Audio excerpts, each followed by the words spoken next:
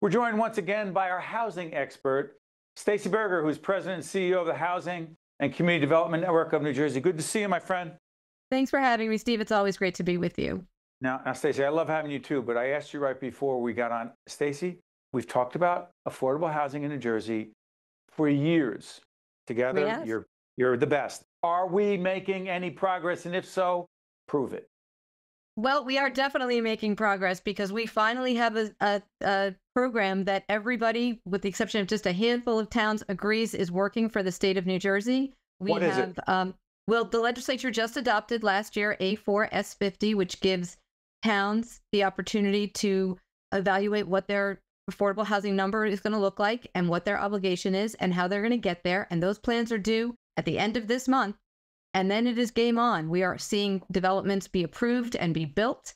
And we know that we have an enormous need in New Jersey, and we finally have a process by which we're going to meet that need.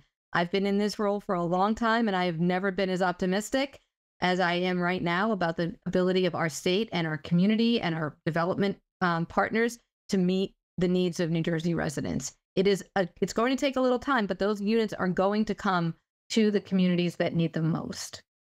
You know, Staci, you told our producers, and you said this publicly that we have enough luxury housing. We sure do. We don't. But what don't we have enough of?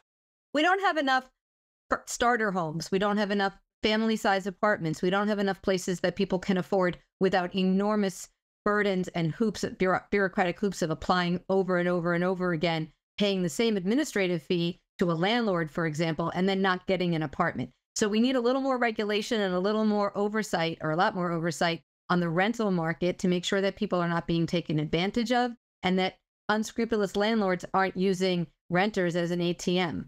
But we are seeing, at least in the development side, the increase in the ability of community developers, municipalities, for-profit folks to get in the game and make those homes happen.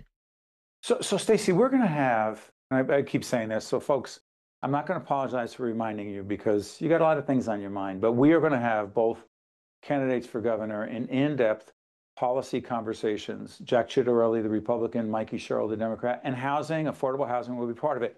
And state policy as it relates to, and the governor's role as it relates to housing is critical.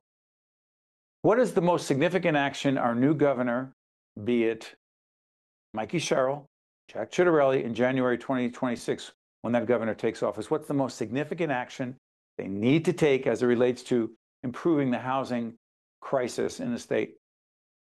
You need to make sure that the programs and policies that are already happening here have sufficient resources. We have great programs. They are underfunded and not always protected. So, for example, our top priority in this budget cycle, and we believe going forward, is the preservation of the Affordable Housing Trust Fund. You and I have talked about that before.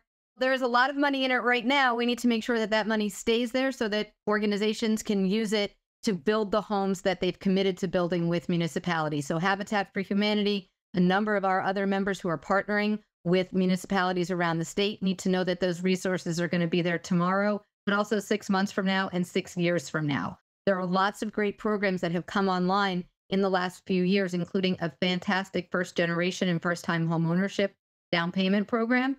But that money should come from not the Affordable Housing Trust Fund. We believe it should come from an increase in the realty transfer fee so that those funds are stable and dependable for developers on the one hand who use that funding from the Affordable Housing Trust Fund, but that folks who are trying to buy a home for the first time, whether it's first generation homeowners or first time homeowners, have a dedicated set of resources. We also need to increase and stabilize rental assistance. Right now, we have many more people who need rental assistance. Hold on, rental assistance for whom and how much? It depends on where folks live, the size of their family, and what their rent is. It's a slightly complicated formula, but it usually helps folks keep their housing costs at or below 30% of their income.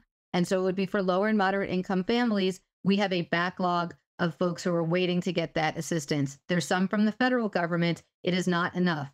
People incorrectly believe that everyone who needs rental assistance gets it, and that is just not true. And the last program, it's not a universal rental assistance program at the federal level or the state level. And the last program that I would say really needs a commitment from our gubernatorial candidates is the eviction diversion program, which Hold on, slow down. The eviction diversion program. What the heck is that? that keeps people out of eviction court. It keeps people from being evicted. Instead of just a landlord filing for eviction and kicking somebody out and creating a whole chain of homelessness issues, which we probably have, probably don't have time to talk about that today. Staci, do we have a crisis of those who are homeless? Absolutely, we have a homeless crisis, and it's continued to become worse because the Supreme Court allowed communities to make homelessness a crime, which is shameful in 2025. That is something that anybody would do. Yeah, but it's only a crime if a community establishes that as a crime. It's not a crime in and of itself because the Supreme Court said that. Oh no, we think that the Supreme Court was wrong and that it's not a crime and that nobody is illegal and nobody should be penalized or criminalized for not having a place to live. But towns in New Jersey are looking at ways to do that, and that is both preventable and incredibly wasteful use of municipal resources. So keeping people out of homelessness, the easiest way to do that is keep them in the place that they're currently living, and we can do that if we have eviction diversion resources. We have run out of those resources at this point, and we need to make sure that there are enough for folks who need them. Staci, before I let you out of here, the energy prices going up, utility rates, connect that to housing. Got a minute left.